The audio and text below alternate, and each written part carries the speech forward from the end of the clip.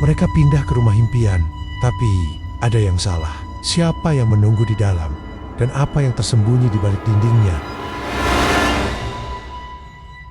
Dina dan Rizal akhirnya pindah ke rumah impian mereka. Sebuah rumah tua bergaya kolonial di pinggiran kota. Meski baru direnovasi, kesan angker tak bisa disembunyikan. Tangga kayunya berderit, jendela kaca patri memantulkan bayangan aneh, dan aroma apek menyelimuti ruangan meski sudah disemprot berkali-kali. "Ini rumah kita sekarang," ujar Rizal sambil tersenyum, mencoba menenangkan kegelisahan Dina. Malam pertama mereka tidur di kamar utama saat hujan turun deras. Dina sulit tidur. Suara seperti langkah kaki terdengar dari arah loteng. Rizal bilang, "Itu tikus." Tapi nadanya terdengar ragu. Dina akhirnya tertidur dalam gelisah dan bermimpi aneh. Ia berdiri di ruang tengah yang gelap. Di ujung ruangan, sosok pria berjubah hitam berdiri membelakanginya. Napasnya berat dan terdengar jelas. Tapi tubuh Dina tak bisa bergerak. Ia terbangun mendadak. Pukul 3:33 dini hari. Rizal menggumam dalam tidur. "Jangan masuk rumah ini."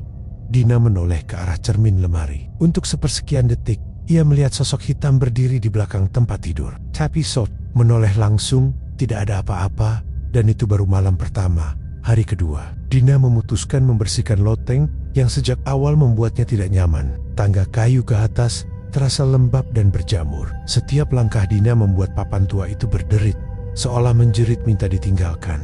Loteng itu gelap dan berdebu. Bau tanah lembab bercampur dengan aroma busuk menyambutnya. Di sudut, tersimpan sebuah peti kayu kecil, terkunci rapat oleh kaitan besi berkarat. Setelah berusaha membuka dengan obeng, peti itu akhirnya terbuka perlahan. Di dalamnya, terdapat gulungan kain hitam yang kaku, seperti mengeras. Saat dibuka, tercium bau anyir menyengat. Di tengah gulungan, terselip segumpal rambut panjang yang sudah menghitam dan kering. Juga ada potongan kertas dengan tulisan tangan yang tidak dikenalnya. Malam itu, rumah terasa lebih dingin. Suara dari loteng terdengar lagi, namun kali ini seperti suara seseorang sedang menyeret sesuatu. Dina dan Rizal mulai bertengkar hal-hal kecil, dari makanan yang asin sampai tisu yang habis. Tidak seperti biasanya. Di cermin ruang tengah, retakan kecil mulai tampak di sudut atas. Retakannya melengkung seperti senyum. Dina tidak tahu, peti itu seharusnya tidak pernah dibuka. Sudah 3 malam berturut-turut, Dina terbangun karena mimpi yang sama. Ia berdiri di ruang tengah yang kosong. Lampu padam, udara dingin, dan selalu ada sosok tinggi berjubah hitam berdiri di ujung ruangan. Sosok itu tidak bergerak, tapi napasnya berat dan terdengar jelas di telinga. Setiap kali Dina ingin lari, tubuhnya kaku. Dalam mimpi, ia hanya bisa menangis tanpa suara. Sosok itu tidak pernah mendekat, hanya berdiri sambil menatap. Tapi malam keempat, sesuatu berubah. Sosok itu berbicara, "Kalian tidak pantas tinggal di sini." Dina terbangun dengan jantung berdebar. Saat menoleh, Rizal juga duduk tegak di ranjang. Wajahnya pucat. Ia berkata pelan, "Aku mimpi aneh tentang ruang tengah dan seseorang berbaju hitam." Dina membeku. Ia belum pernah menceritakan mimpinya. Sejak malam itu, suasana rumah makin tidak wajar. Lampu sering berkedip, suara bisikan terdengar saat mereka sholat atau membaca. Kadang, langkah kaki terdengar dari langit-langit, meski mereka tidak naik ke loteng. Dan setiap mimpi, sosok itu semakin dekat. Pagi itu, Dina sedang menyapu ruang tengah ketika matanya tertuju pada cermin besar yang tergantung di dinding. Di sudut kanan atas, muncul retakan halus yang belum pernah ia lihat sebelumnya. Bentuknya melengkung aneh, seperti senyum menyeringai. Ia mendekat untuk memastikan. Saat mengusap permukaan cermin, tangannya terasa dingin, hampir seperti menyentuh es. Tapi tidak ada embun, tidak ada bekas uap. Saat ia menyentuh retakan itu, jari telunjuknya tergores. Darahnya menetes langsung ke permukaan kaca. Retakan itu tiba-tiba merambat lebih panjang. Dina mundur panik. Napasnya memburu. Ia yakin cermin itu tidak pecah karena benturan. Tidak ada angin, tidak ada gempa, tidak ada yang menyentuhnya selain dirinya sendiri. Rizal mencoba menenangkannya dan berkata, "Mungkin itu hanya kaca tua." Tapi malam harinya, Dina memergoki sesuatu aneh. Dalam pantulan cermin, ia melihat Rizal berdiri di belakangnya. Padahal, Rizal sedang tertidur di kamar. Dina tidak bisa tidur malam itu. Setiap kali lewat ruang tengah, Ia menghindari menatap cermin, tapi ia tahu cermin itu sedang memperhatikan dan retakannya terus tumbuh. Hari kelima, Dina kembali naik ke loteng. Ia merasa ada sesuatu yang belum selesai dari peti kayu yang ia buka beberapa hari lalu. Ia mengais ulang isi peti dan menemukan satu benda yang terlipat rapi di bawah gulungan kain. Sebuah buku tua berdebu dengan sampul kulit menghitam. Buku itu dipenuhi tulisan tangan Arab dan catatan lusuh berbahasa Indonesia. Di halaman tengah tertera sebuah daftar 5 nama makhluk gaib. Masing-masing dijelaskan dengan singkat. Namun hanya satu nama yang dilingkari tinta merah tebal, Dasim. Di bawah nama itu tertulis, ia masuk ke dalam rumah yang tidak diawali salam. Hidup dari amarah, tumbuh dalam pertengkaran. Semakin kau benci pasanganmu, semakin kuat dia menjadi. Dina merinding.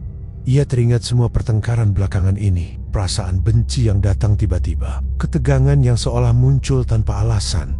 Malam harinya, saat hendak tidur, Dina mendengar suara dari ruang tengah. Ia intip dari celah pintu. Cermin besar itu tampak mengembun, dan di atas permukaannya ada tulisan samar.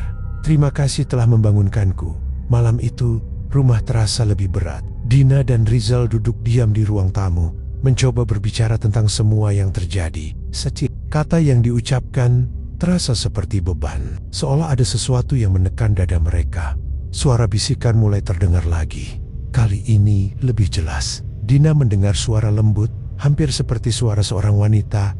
Dia selingkuh. Rizal yang duduk di sampingnya menoleh dengan mata penuh kekhawatiran. Ada apa? Tanya Rizal, mencoba mengusir ketegangan di udara. Dia, Daes, jawab Dina dengan suara parau. Tapi ia tidak tahu kenapa kata-kata itu keluar dari mulutnya. Rizal tampak bingung. Apa maksudmu? Kamu ngomong apa? Namun, Dina tidak bisa berhenti. Seperti ada sesuatu yang menguasai tubuhnya. Kau dibohongi. Kau tak tahu siapa dia sebenarnya. Seketika, Rizal berdiri dan berjalan keluar. Dina terdiam. Napasnya memburu. Tiba-tiba, tangannya terasa panas dan dingin bersamaan. Ia melihat pisau dapur tergeletak di meja makan. Pandangannya kabur. Ia ingin mengejarnya. Tapi langkahnya terhenti oleh suara langkah kaki yang berat dari langit-langit. Semakin lama, suara itu semakin dekat.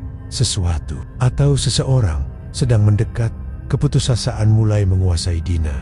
Semua yang terjadi terasa seperti mimpi buruk yang tak berujung. Ketegangan yang terus meningkat membuatnya memutuskan untuk mencari pertolongan. Ia menghubungi seorang ustadz yang dikenal dapat menangani masalah seperti ini. Ustadz muda itu tiba di rumah pada sore hari. Ketika ia melangkah masuk, wajahnya langsung berubah pucat. Rumah ini sudah lama dijadikan permainan, katanya dengan suara tegas. Jin ini tidak hanya menumpang, dia dijamu di sini. Dina dan Rizal saling berpandangan bingung. Ustadz itu melangkah ke ruang tengah dan mulai membuka tasnya. Alat-alat ruqyah dikeluarkan satu persatu. Ketika ia mulai membaca ayat-ayat Al-Quran, seluruh rumah bergetar seperti ada kekuatan besar yang merespons. Listrik tiba-tiba padam dan suara berderit dari loteng semakin keras. Ustadz itu semakin membaca keras, memerintahkan roh jahat untuk keluar. Namun, suara berat yang mereka kenal terdengar lagi. Kalian tidak akan pernah bisa mengusirku. Langit mendung, petir menyambar keras. Dan ketika ruqyah mencapai puncaknya, sesosok bayangan hitam muncul di tengah ruang tamu, tersenyum dengan mata merah menyala. Itu bukan akhir, hanya awal. Setelah ruqyah berakhir, suasana rumah terasa hening. Namun Dina merasa tidak ada yang berubah. Meski ustadz itu mengklaim bahwa mereka berhasil mengusir Dasim, perasaan tertekan itu masih menggantung. Sejak malam itu, Dina merasa ada yang mengawasi. Pada tengah malam, Dina terbangun. Jantungnya berdegup kencang. Ketika ia membuka mata, ia mendengar suara pintu kamar terbuka pelan. Ia berusaha menggerakkan tubuh, namun tubuhnya kaku, tidak bisa bergerak. Di depannya, sosok itu muncul lagi, berdiri di sudut kamar, lebih dekat dari sebelumnya. Wajahnya samar, namun ada sesuatu yang menakutkan dalam tatapannya. Kalian pikir aku pergi begitu saja? Bisiknya dengan suara serak.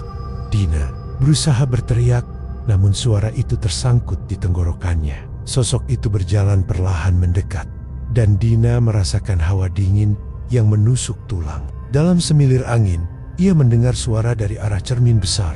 Aku hanya istirahat, bukan pergi. Dina terbangun dengan napas terengah, Namun kali ini, ia tidak di kamar tidurnya. Ia berada di ruang tamu, di depan cermin besar itu. Tis, ia melihat bayangannya tersenyum. Namun yang paling mengerikan adalah senyum itu yang bukan miliknya.